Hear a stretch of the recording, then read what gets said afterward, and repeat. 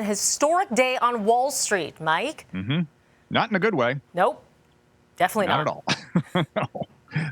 That was what you would call a tumultuous Tuesday, a turbulent Tuesday, whatever you want to describe a sell-off to the magnitude of 1,200 points for the Dow Jones, Melanie, in a single day. Seventh worst day on record for the Dow. Wall Street had its worst day since June of 2020. What was going on back in 2020? Oh, yeah.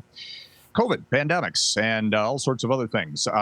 Look, we were talking about it this time yesterday morning, how there was a hope, please, could we see a lowering of the U.S. inflation rates to take some of the pressure off of the U.S. central bank for next week's decision on interest rates. Well, guess what? The exact opposite occurred. The U.S. inflation rate remains sky high, 8.3%. Next week, the Fed's going to raise rates possibly by a full 100 basis points. We've seen that at the Bank of Canada. Markets had been betting, for the most part, that things might be cooling down. They're not. Rates are going to go up. We see resulting sell-off for stocks. I mean, we saw trillions of dollars wiped out in a single day. Apple was down over 5%. Amazon down over 7%.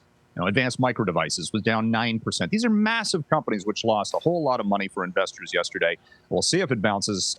Nothing that would say so this morning. Dow futures up just a little bit, and the TSX was down 300 points and change. Probably going to see maybe more selling today. Okay, perhaps a little bit of help for some low-income Canadians here, some of it on a temporary basis. The Trudeau government releasing some information. Yeah, the inflation relief, I guess, is how they're calling this, with a GST, a doubling of the GST rebate check, some help for low-income housing, and also dental care program. Means tested have to be below a certain threshold from a family income to qualify for that. All of these things, though, are not immediate. And does a dental care program help with inflation? Probably not. So they're kind of selling it a little bit. But all of this was also pushed by the NDP in the supply and confidence agreement to keep the government in power. Some say, okay, you're spending more money. Does that actually fuel inflation?